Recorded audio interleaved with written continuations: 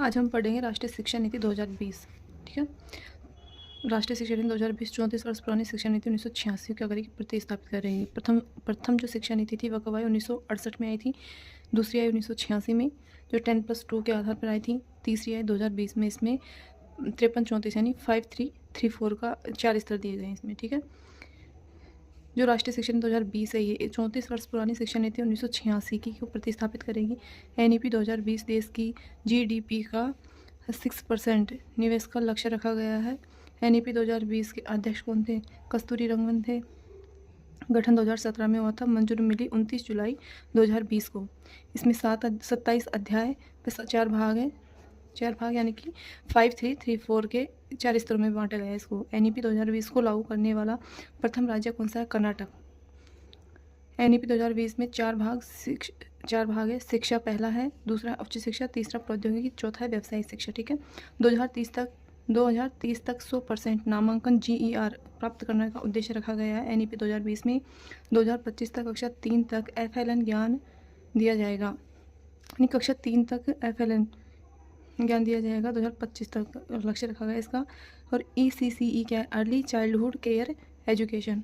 ECCE का पूरा नाम क्या है, early childhood care and education है। आंगनवाड़ियाँ नंदघर 3 वर्ष तक दी जाएगी इसमें।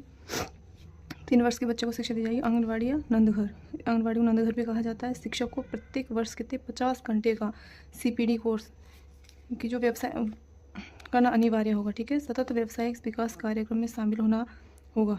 ये 50 घंटे इसमें सतत व्यावसायिक विकास कार्यक्रम में शामिल होना होगा, 50 घंटे का प्रत्येक वर्ष का। ठीक है। NEP 2020 कक्षा 5 तक मातृभाषा व स्थानीय भाषा क्षेत्रीय बोली में शिक्षा दी जाएगी। ठीक है। कक्षा 5 तक मातृभाषा या स्थानीय बोली जो भी है उसमें शिक्षा दी जाएगी। 3 भाषा फॉर्मूला कौन सा, हिंदी, अंग्रेजी, मातृभाषा। ठीक है। विदेशी भाषा का कब से आएगा, कक्षा 9 से आएगा विकल्प। कक्षा 6 से व्यावसायिक पाठ्यक्रम ऐड किया जाएगा, कक्षा 6 से। ठीक है। व्यावसायिक शिक्षा कक्षा 6 से दी जाएगी। 1993 में यशपाल समिति बिना बोझ के सीखना जो आया था वो कब से आई थी, 1993 में जो यशपाल कमेटी आई थी उसकी वजह से किया गया था। जो शनिवार के दिन 9 डे मनाया जाता है इसके आधार पर। योगात्मक व संरचनात्मक आंकलन में से रचनात्मक को बढ़ावा देना है। योगात्मक व रचनात्मक में कौन सा, रचनात्मक आंकलन को बढ़ावा देना। ठीक है। इसका उद्देश्य आगे देखिए। NEP 2020 MHRD मंत्रालय का नाम क्या कर दिया गया है, शिक्षा मंत्रालय कर दिया गया है। इसका 1985 से पहले MHRD का मंत्रालय जो था इसका नाम पहले भी शिक्षा मंत्रालय था। फिर 1985 में इसको बदल कर क्या कर दिया था, MHRD कर दिया। अब उन्हें शिक्षा मंत्रालय कर दिया गया है। ठीक है।